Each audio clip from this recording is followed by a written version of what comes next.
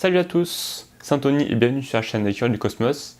Cette semaine, je vais commencer par répondre à la question d'Anton355 qui me demande quels sont les logiciels indispensables, gratuits ou payants, pour débuter en astrophotographie. Alors c'est une très bonne question étant donné qu'en astrophotographie, l'utilisation de logiciels de traitement d'images est presque obligatoire si on veut obtenir un résultat plus fin et détaillé.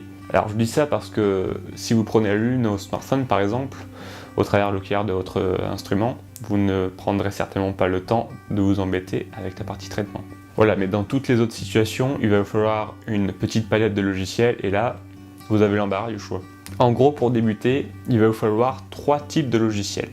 Un logiciel de capture vous permettant de piloter votre caméra et d'enregistrer vos prises.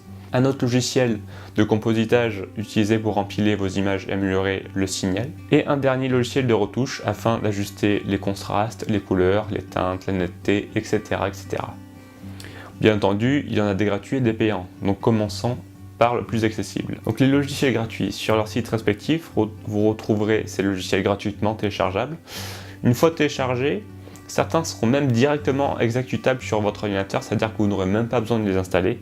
C'est plutôt pratique si vous voulez vous le trimballer sur une clé. Donc pour la capture, eh bien vous avez Fire Capture ou SharkCap. Ils sont vraiment très simples d'utilisation. Vous n'avez qu'à brancher votre caméra à votre ordinateur portable. Vous démarrez le logiciel, vous trouvez une cible afin qu'elle apparaisse à l'écran, puis vous réglez les paramètres d'affichage dans le logiciel.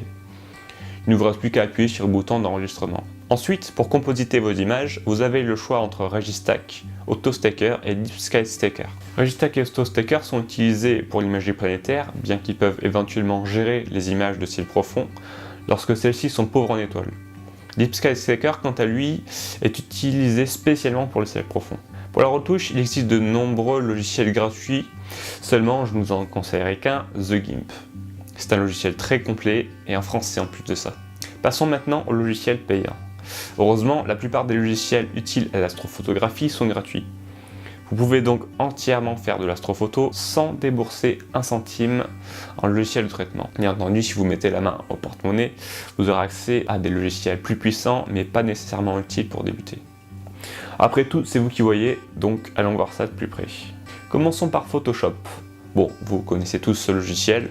C'est un peu l'outil à tout faire, son interface est assez simple à utiliser, mais il vous faudra quand même le prendre en main parce que c'est un outil professionnel. Après on a Lightroom, alors ici on reste dans la gamme Adobe avec un outil beaucoup plus léger que Photoshop. Il est utilisé pour ajuster les réglages de couleur, de luminosité et de contraste de vos images. C'est certainement l'outil le plus utilisé par les photographes amateurs car son prix reste abordable et il contient tout ce qu'il faut pour mettre votre touche finale à votre image.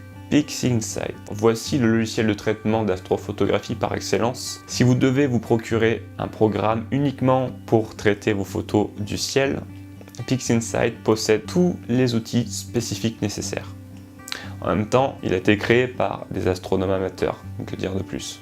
Alors bien entendu, il existe d'autres logiciels. Je vous ai présenté ici uniquement les logiciels les plus simples à utiliser, parce que l'astrophoto est un domaine déjà bien garni en information. Mais bon, vous devez savoir qu'il en existe d'autres, gratuits aussi, mais beaucoup plus austères. Donc dans ceci, nous avons Iris, c'est un outil très puissant et extrêmement apprécié de la plupart des astronomes amateurs.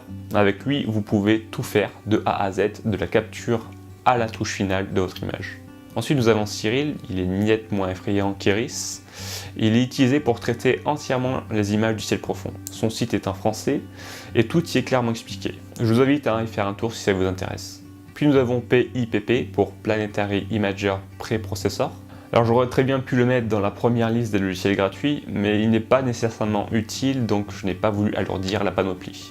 PIPP est un utilitaire capable, entre autres, de convertir vos fichiers d'astrophotographie dans des formats plus commodes afin qu'ils soient plus simples à manipuler. Voilà, j'espère que cette petite liste vous aidera à choisir parmi la nuée de logiciels existants. À vous de vous faire une idée et d'adopter ce que vous préférez. Les liens sont dans la description. Si vous avez des suggestions quant à ceux que vous utilisez, n'hésitez pas à en faire part en commentaire. Quant à nous, on se retrouve la semaine prochaine pour une autre question. N'oubliez pas que vous pouvez également télécharger mon livre gratuitement grâce au lien qui se trouve dans la description. Pensez à vous abonner si ce n'est toujours pas fait et n'oubliez pas, en attendant, restez curieux. Allez, ciao!